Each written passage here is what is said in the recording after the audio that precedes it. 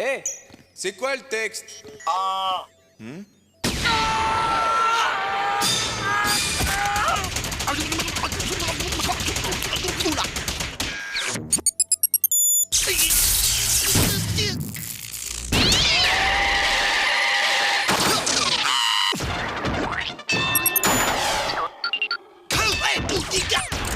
Même joueur joue encore. Il faut bien secouer. Sinon la pulpe, elle reste en bas. Let's talk about what happens on the inside of your body when you're fasting.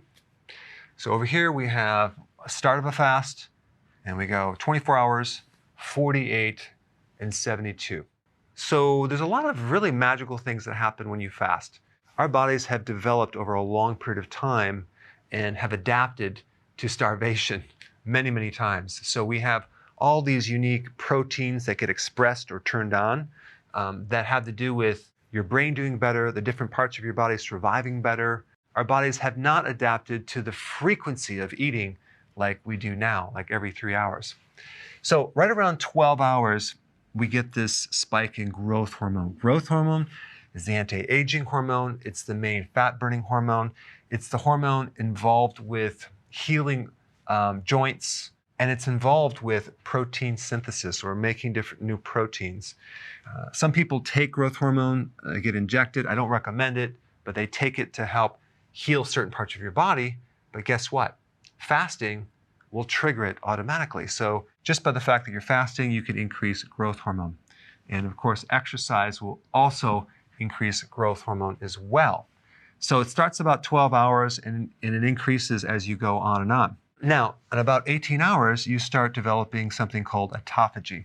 Autophagy is an interesting thing that happens with your body where you start recycling old, damaged proteins and microbes as well. One type of protein would be the advanced glycated end products, which basically when you combine glucose with a protein, it becomes very sticky.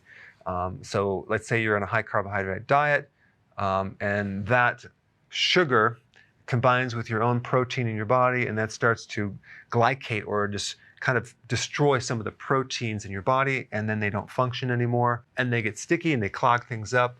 Well, guess what? Your body will start cleaning all that up and turning these damaged proteins into new amino acids where your body can use them.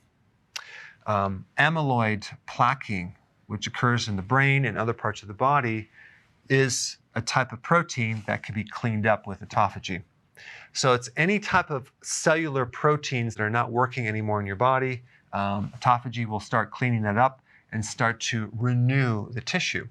And it starts right about 18 hours and it gets more and more and more as you start fasting. And in about 24 hours and a little bit longer, you start to really deplete this glycogen reserve, this storage supply of glucose in your liver. So the more that the liver is depleted with glycogen, the more you're going to be running on ketones as the alternative fuel. And if you have a fatty liver, for example, your body will start using that fat and turning that into ketones. So your body is finally able to start tapping into this stored energy, and you're running more and more on ketones, which is a superior fuel.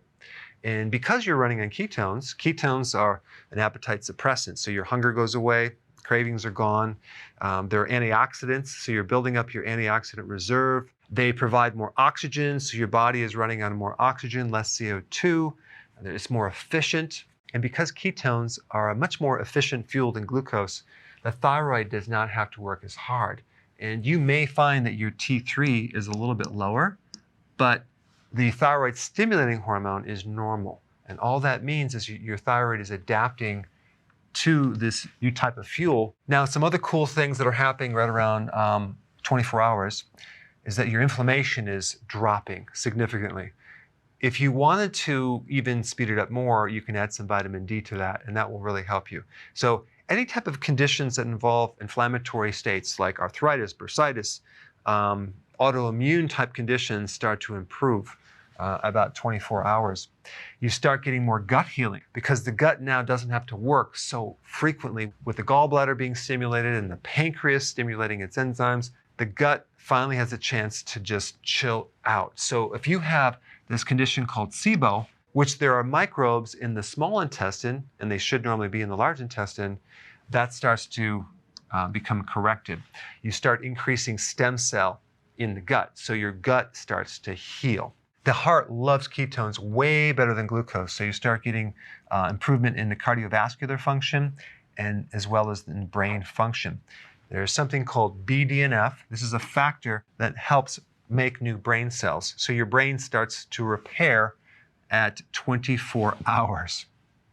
As you keep going on, you would think you're going to be losing muscle protein, but that's not really what happens because your body becomes more efficient.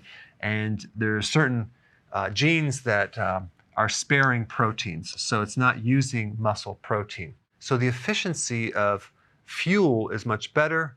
Plus with autophagy, you're using the old damaged proteins and giving you new proteins. So the combination is really good. So the amount of nutrition that you really need to run the body is a lot less because the body just dials down and it can run on a less amount of nutrients. So that's a positive thing. Now, the other thing that happens during autophagy is that you're also cleaning out microbes and fungus and mold and yeast.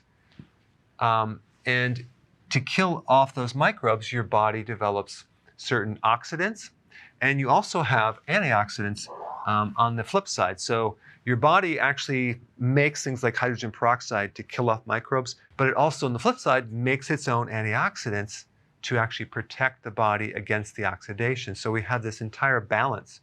It's only when we have lower amounts of antioxidants and higher amount of oxidants that we get this thing called oxidative stress, which things start breaking down.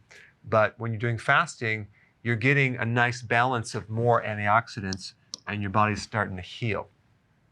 Now, when you get to 48 hours, you really start to stimulate the stem cells. These are undifferentiated cells. In other words, they're cells that don't have a purpose. So they can turn into this tissue or that tissue depending on what the body needs. So you start to stimulate the stem cell and get more healing and more repair, more anti-aging. You also get decreased risks of certain types of cancer. You get shrinkage of certain tumors. You start making more mitochondria. Now, if you push it and go up to 72 hours, you get even more stimulation of stem cells, okay, and better immune function. But when you actually get into 72 hours or greater, I recommend you do that as a periodic thing, simply because a lot of people going into this have nutritional deficiencies in there.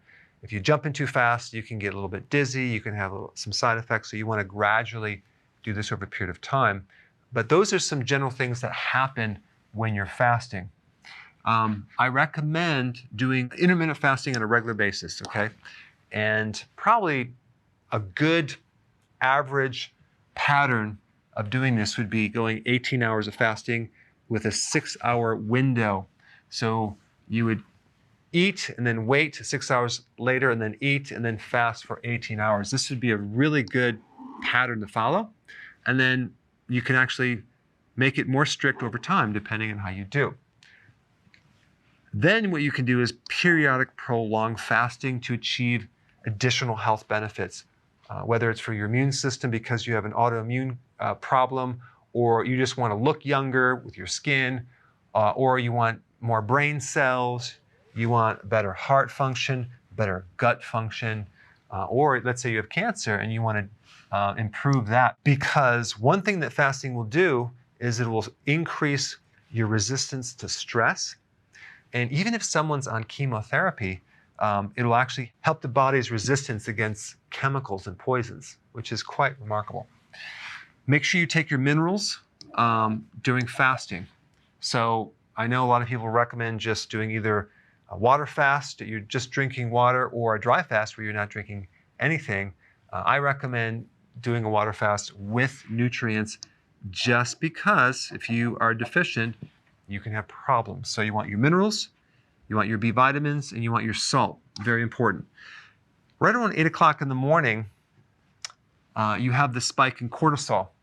And if cortisol spikes, sometimes that can cause your body to make more glucose, and you can have higher blood sugars. And it happens with a lot of people with blood sugar issues. Nothing to worry about. That will improve over time. But if you just add exercise in the morning, that will burn off some of that extra sugar. And if you're fasting, it's not coming from your diet, it's just coming from your liver making glucose. making a little too much because maybe the cortisol is too high. Okay, so just wanted to point that out, and I have videos on that. I'll put a link down below. It's called the Dawn phenomenon. Now, if your LDL, so-called bad cholesterol, which is not really bad, low density lipoprotein is increased, the reason for this, especially if you're not consuming any type of significant carbohydrates and you're doing fasting, this is increased from a different reason. Think about one of the purposes of LDL. It's to deliver cholesterol to different tissues, right? Well, think about all the things that are happening when your body is fasting. You are going through a major healing process. And cholesterol is the raw material for your cell membranes, for your brain, to make hormones, to make vitamin D, to make bile. 40% of all the cholesterol in your body is there to supply the membrane of your cells, which is essential to protect the cell and allow for things to go in and out of the cell. So maybe one of the reasons why your body might need the cholesterol to be transported through this carrier protein is healing the cellular membranes. Or it could be that it needs to have the raw material to make more hormones. I would not worry about that. If you are concerned, there are various tests that you could do to determine what's happening to this cholesterol. Is it doing damage or not? But I would not worry about it. But anyway, I wanted to create a video just to kind of show you what happens to the inside of your body when you're fasting. Thanks for watching.